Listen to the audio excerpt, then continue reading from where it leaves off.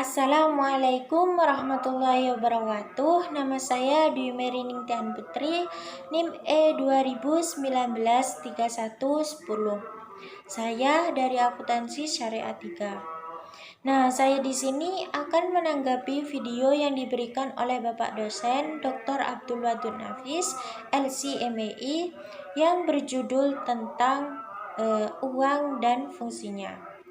Nah, membicarakan tentang uang itu sangat penting dalam rangka kita membicarakan tentang kelangsungan kegiatan ekonomi dalam kehidupan masyarakat atau manusia. Nah, karena di zaman modern ini orang tidak lepas dari uang, yang mana uang itu sebagai alat transaksi, sebagai alat tukar, maka dari itu kita harus memahami apa itu uang, fungsi uang, dan lain sebagainya menurut perspektif ekonomi Islam maupun ekonomi konvensional. Nah, yang pertama kita bahas yaitu definisi uang. Uang adalah benda yang diterima masyarakat umum sebagai alat tukar dalam kegiatan ekonomi. Nah, jadi uang itu sebagai alat tukar bagi masyarakat. Nah, pada zaman dahulu alat tukar itu berupa emas. Jadi masyarakat membeli barang itu dengan memakai emas, seperti uang dinar maupun dirham.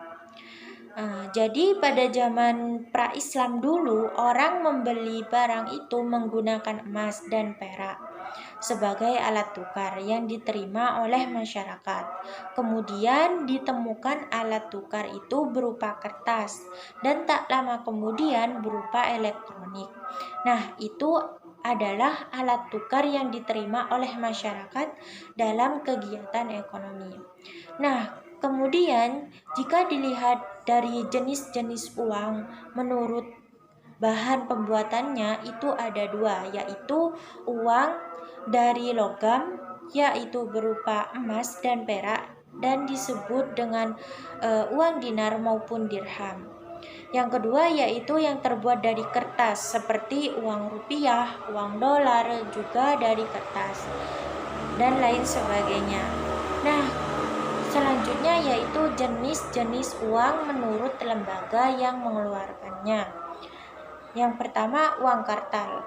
Nah, jadi uang kartal itu adalah uang yang dikeluarkan oleh Bank Indonesia, baik itu uang logam maupun kertas.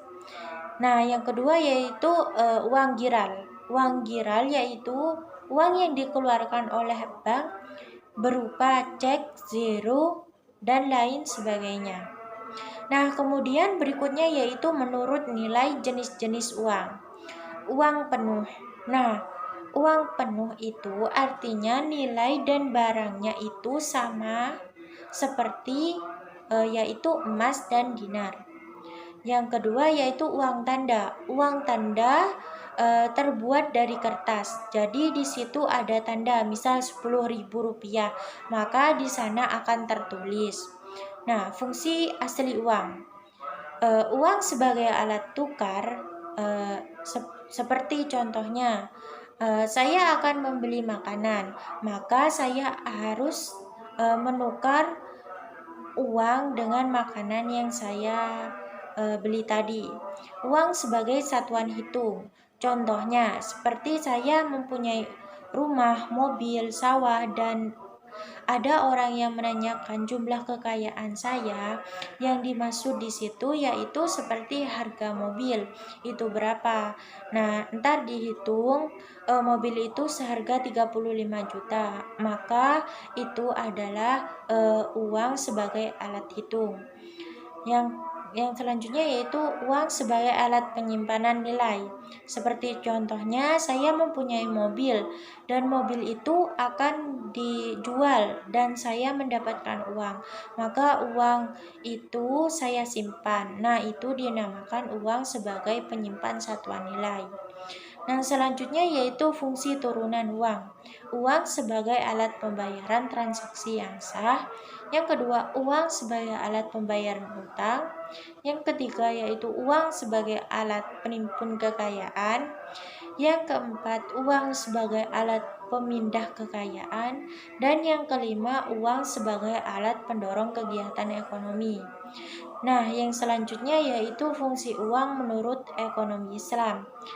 Ada tiga, yaitu sebagai alat tukar, sebagai alat hitung, dan yang ketiga sebagai alat penyimpan kekayaan.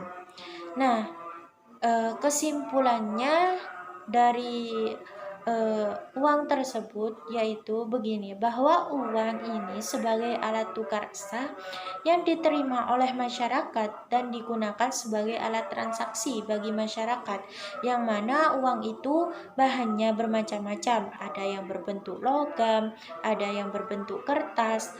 Nah, jadi cukup sekian pembahasan dari saya, kurang lebihnya mohon maaf. Wassalamualaikum warahmatullahi wabarakatuh.